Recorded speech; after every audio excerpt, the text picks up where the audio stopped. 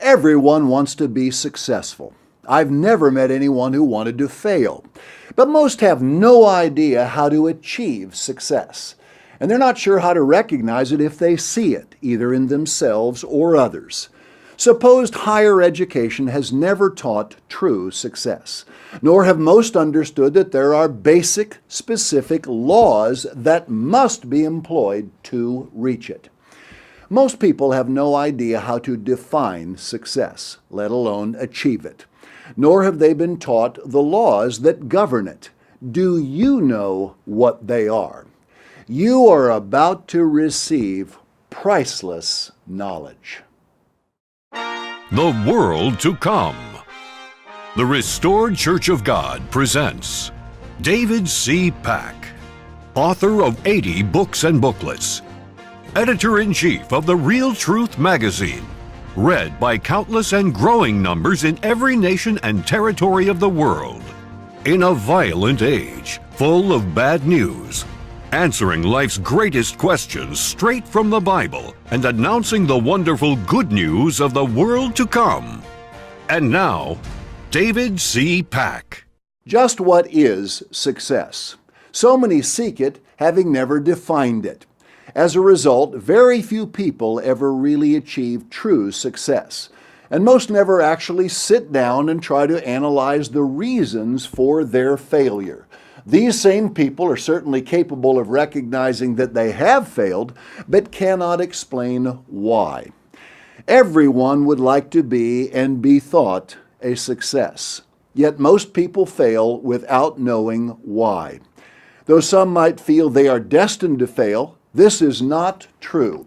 Men and women of all ages can achieve success, but they must understand and practice the right formula, and only after they understand exactly what they are trying to achieve. This broadcast explains the laws to success. Do you know what success is? Many believe it involves achieving a certain amount of wealth. Their only purpose for being is to accumulate money and material goods. As has been said, the goal is to see who can die with the most toys. Yet such people never find true happiness at the end of the money rainbow. Others come to believe that success is a reflection of how much power they have. It is as though the measure of their life is how much influence they have over people, events, or even economic, governmental, or world affairs. Such people usually have controlling personalities. To them, success is how much or how many they control. Generally speaking, these people are more miserable than those who seek wealth because they live in fear of losing their power. Still others hope to achieve fame. These people are often driven by a need to be known. They seek name recognition. Of course, nearly everyone would love to enjoy their 15 minutes of fame, as it's been called. But not everyone believes that fame equals success. And those who are famous represent probably the most miserable success category. In every case, the people who appear to have achieved success have gained a certain level of status. Whether that success involves wealth, power and influence, or fame, a certain status in comparison to others has been reached. Success involved elevating oneself above others. Very few are ever considered to be a success without having obtained one or more of these commonly described elements of status. Think for a moment and be honest. How many people could you name who you consider truly successful but who do not fit one of these categories? Few, if any. What about people generally thought to have achieved success in their fields? Consider some examples. What about athletes, movie stars, or musicians? Some achieve a level of fame almost unparalleled in any other endeavor. They're almost seen as gods and goddesses. These people are pampered, continually written about and photographed, and often become extremely wealthy, having multiple homes all around the world. Yet, when these cannot find happiness within sometimes several marriages, they turn to alcohol, drugs, sex, and in many cases, sadly, suicide. So then, do these people's lives reflect true success? Now consider the great captains of industry. Many command enormous salaries and wealth and wield great power within giant corporations. Are such men truly successful? And what of the more respectable, greatest business tycoons of 100 years ago? What did their wealth and fame gain them? If they couldn't take it with them, and they have been largely or entirely forgotten, what good did it do them? What permanent success did it bring? Whatever they achieved was temporary, at best a fleeting illusion. Ask another question. Did famous authors or inventors truly achieve success simply because their works outlived them? If you say yes, are you sure? On what final basis were they a success? Are you absolutely certain your definition of success is the correct one? If most people's view of success is right, then why is there so much misery in the lives of people who have achieved wealth, power, and fame? Why do they often change mates as easy as shoes? Why are so many of these success stories, as they're called, quietly delving into drugs, alcohol, overwork, materialism, sex, escapism, and pleasure-seeking? Why are their lives so empty, devoid of real meaning? Why are their children often shameful examples that evidence miserable home lives? Why, when asked, do so many say that wealth, power, and fame was not satisfying? Why are so many unable to handle accomplishment? Think of the world at large. Many elderly people are dependent on government programs and other aid to survive when they should be independent. Upon growing old, they feel uncertain and worried because they never plotted the course of their lives toward a definite end. They had never set out to achieve true success. Here's why this happens to so many. The general assumption is that success is largely a byproduct of one's natural ability. It is as though you have it or you don't. Most think they have little control over their own success or failure. They've been programmed by common assumptions to believe that they cannot do much to change their level of achievement in life. Is this true? Is success or failure entirely connected to talents one is born with? I have hired many people and fired a few. For some years, I owned a successful company. A small chain of retail stores inherited from my parents. We continually sought hired help. I found that only a certain few worked hard while others did not. Past a point, their success or failure seemed to have little to do with ability or talent. I learned that people's success was far more connected to the desire to produce, learn, grow, and achieve than any other reason. Yet I found that virtually all who did not succeed could have if they had known and applied the laws to success. I came to realize that people fail by choice, not by inherited traits, meaning their genetics. I learned that people have far more control over the direction of their lives than they realize or are willing to admit. Sadly, however, most languish throughout their lives believing there is little or nothing they can do to achieve the success they long for. Now, get this. Every millionaire eventually dies. There are no exceptions to the rule that all die.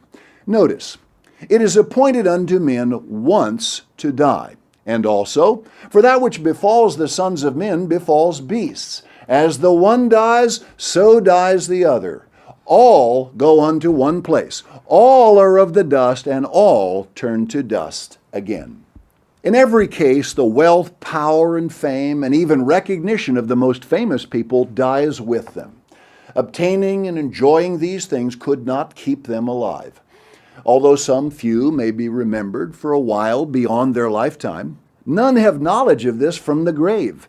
There are aspects of character that are generally considered to be virtuous qualities.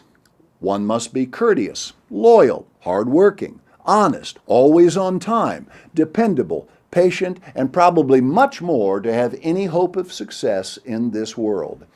Almost everyone understands these qualities, but few and fewer every day exhibit them.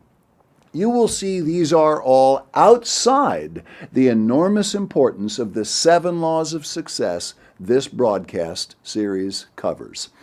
We're now ready for the first law. Set the right goal.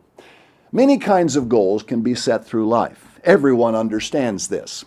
Some goals can be small, others medium, and still others large or very large. I've known many who regularly set goals for themselves. You probably have and do. So do I. One could have a goal to get the garden in, a small goal, or graduate from college, a large goal.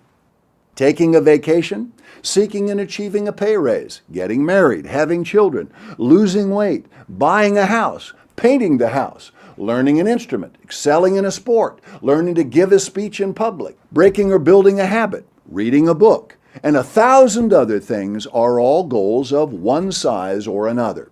There's nothing wrong with any of these goals. Many of them, or similar ones, are important to having a full, productive life.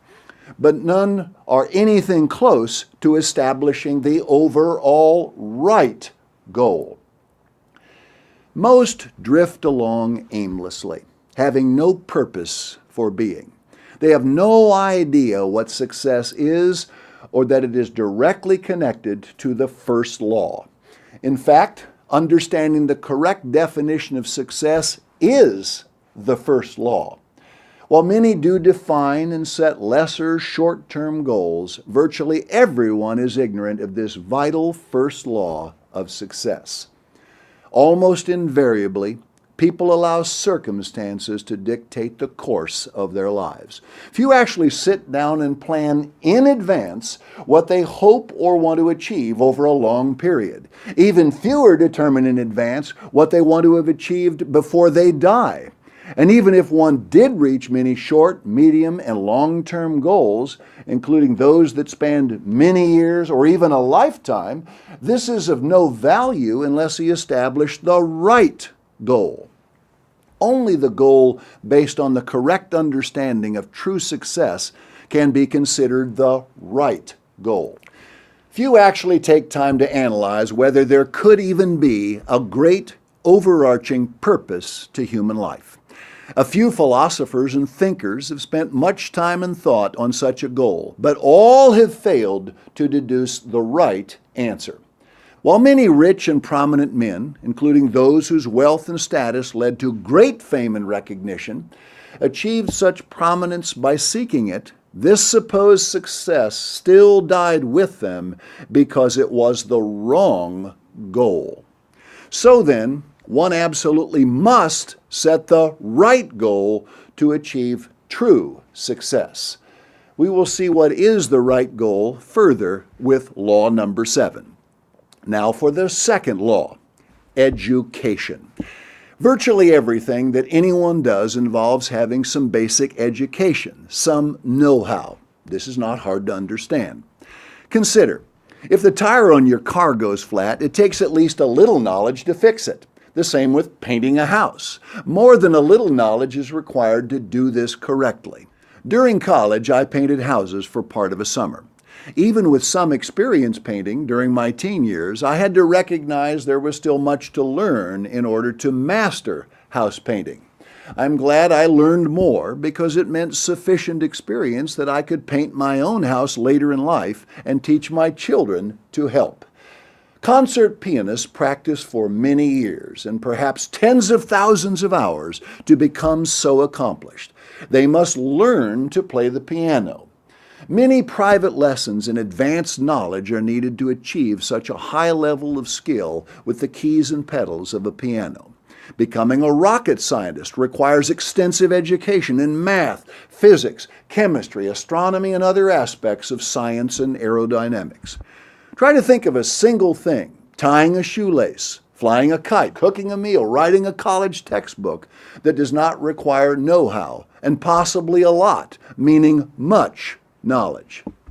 Now, what animal has to learn to do what it does? Animals function on instinct from the moment of birth. God has programmed into animals everything they need to function effectively in their environment. When a kitten is born, it knows instinctively where to find mother's milk and what to do after it does. It need not be taught to do this. The same for every other mammal. They are born with instinctive knowledge sufficient to survive within their environment. Again, this instinct is instilled by the Creator. For those who want proof that God exists, this booklet, Does God Exist?, brings that proof. You will be surprised how many proofs there are of God's existence. You may also wish to read Evolution, Facts, Fallacies, and Implications. Millions have found these publications both eye-opening and inspiring. Now, I should add that I am not saying animals cannot be taught to do tricks. With patient training, elephants, dogs, horses, and other animals can perform on command. But this is far different from being able to design, imagine, plan, reason, and think in a directed way toward a goal or other decision. The world to come will continue after this brief message. Discover more from David C. Pack. Visit our website, worldtocome.org. See the World to Come broadcasts. Read and order books, booklets, and articles, all free of charge. To continue learning about the topics covered in this broadcast, visit worldtocome.org today. Now back to David C. Pack. On the other hand, humans are capable of acquiring knowledge, making decisions, exercising will, and developing moral and spiritual character. People do not instinctively know everything necessary to function successfully. They must continually acquire ever more knowledge to address new challenges and demands upon them. This is the single biggest difference between men and animals. Human beings must educate themselves, gain knowledge in order to do or achieve anything of worth in life. They must learn throughout life. This is itself fundamental knowledge.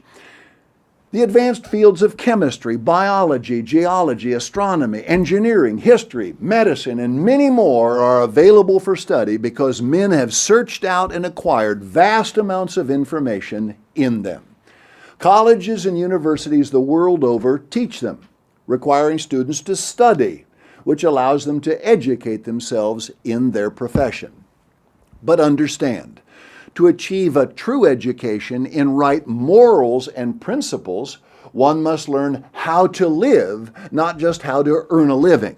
There is a big difference. Learning morals, spiritual principles, and laws, and the great law of cause and effect are all extremely important in receiving a well-rounded education sufficient to prepare one to achieve true success. If basic knowledge and education are necessary to understand how to succeed with any chosen profession, or even any physical task, how much more important is it to be educated in the great spiritual values of life? No one would consider their education complete without some knowledge of literature, music, art, and history. Why then do so many think their education is complete without learning much or any of the most important knowledge, that of how to live? Why do so many believe that they must simply earn a living? Why do so many neglect the importance of capturing true values? Why do so few seek to know if there is a purpose for human life? If the answers to these questions were better understood, this sick, troubled, confused, miserable, war-torn, poverty-stricken, disease-plagued world would have many more happy people. Ignorance in the true values of life has taken man to his current decadent, degenerate state. Modern false education has set aside, in fact outright rejected, right knowledge. The education of this world is shot full of false values, principles, and the doctrines of no absolutes and situation ethics. The result is that colleges and universities are pumping out millions of young people who have no moral compass to direct them in making the many decisions they must face. They are ships without rudders. So then, right education is the great second step in achieving true success. Now the vital third law, good health. Your body is composed of physical matter. You consist of chemicals arranged in certain proportion to one another. The Bible states, "The Lord God formed man of the dust of the ground and breathed into his nostrils the breath of life, and man became a living soul." You and I are made of dust. Dust is made of physical matter. You must eat food, drink water, and breathe air for continued existence. Without any of these physical substances, for even a short time, you will die. You are utterly dependent on them for survival. My parents owned a natural food store for many years. It eventually grew into a chain of stores. The largest carried 8,000 different products. Even before this, I grew up with a basic understanding of right nutrition and diet. I am most grateful for this. As a result, I'm blessed with extraordinary energy. So many lack even the most rudimentary knowledge of how to achieve and maintain good health. They seem to believe that food is food, and what's the difference if one eats in any particular way? Most people have no concept that diets can be either right or wrong. The majority load themselves with fatty, greasy foods or many other types of food that could only be described as sugar bombs, including huge amounts of carbonated soda pop coupled with insufficient water intake. Most have no idea that, like oil to an engine, water cools, cleans, lubricates, and generally improves the body's condition. They have no idea that they should drink significant amounts of water, for instance, well beyond simply sipping when thirsty. It is well known that fruits cleanse the body. Vegetables build it, grains sustain it, and herbs help to heal the human body. Most doctors know this. So do pharmaceutical companies who derive many medicines from plants. Yet few parents actually teach their children, and this is an important part of right education, that to achieve success in life, they must be healthy. No one likes to be sick. No one enjoys lacking energy. Ill health and disease do not enrich life. On the contrary, they rob a person of and potentially can block altogether the ability to go on to real success. If one has set the right goal and achieved a proper education, yet suffers from poor health, reaching true success is an almost impossible dream. The world is ignorant of the fact that God has outlined in His Word many kinds of animals, birds, and sea creatures that are scavengers and not good for food. This is revealed knowledge and most critical to understand if one is to enjoy good health. Only the Bible reveals these unclean creatures for what they are. Read Leviticus 11 and Deuteronomy 14, and then stop listening to ministers who tell you these laws were done away in the New Testament or by Jesus. Most people eat devitalized foods, those that have been stripped of the important minerals necessary for good health. I recall a kind of bread as a child that had been stripped of over 20 separate minerals in order to make it white and pure in appearance, with 8 of these added back so they could call it enriched. Millions eat daily what could only be described as foodless food. They eat breakfast cereals loaded with sugar and filler materials that provide little more than empty, unmeritorious calories. Sawdust might be better cereal.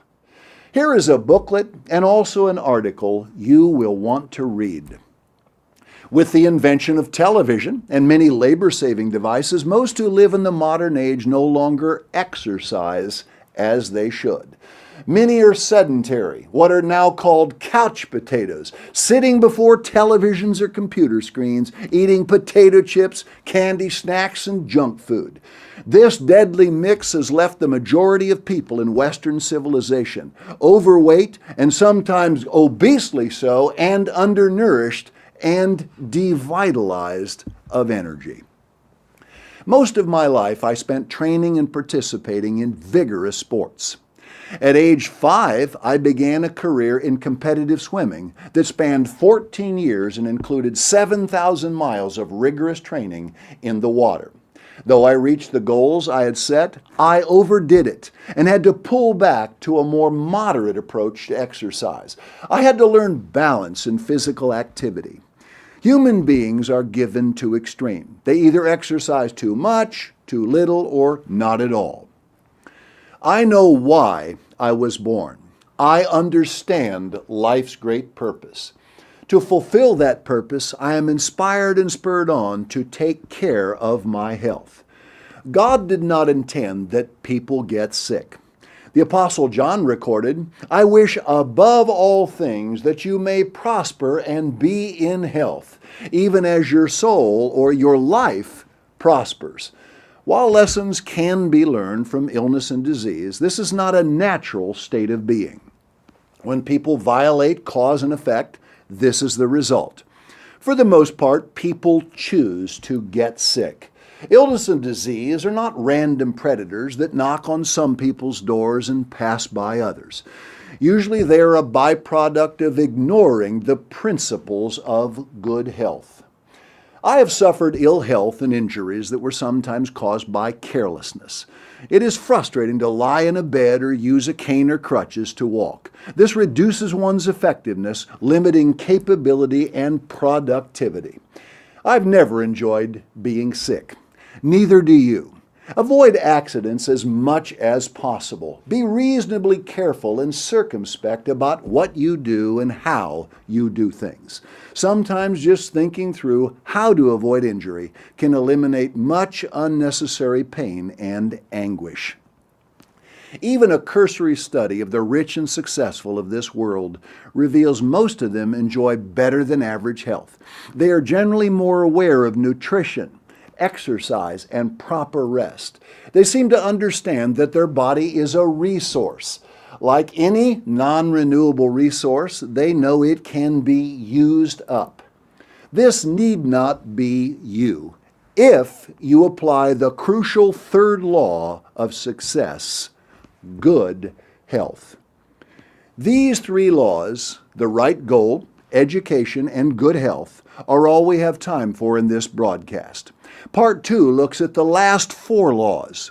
In the meantime, you can read this thorough booklet, The Laws to Success. It will forever change your thinking. Until next time, this is David C. Pack saying goodbye, friends. This program was made available by Restored Church of God members and donors from around the globe. Explore our vast library of literature and other World to Come programs, which are all made available free of charge. To order literature featured in this program, call toll-free 1-855-828-4646. That number again, 1-855-828-4646.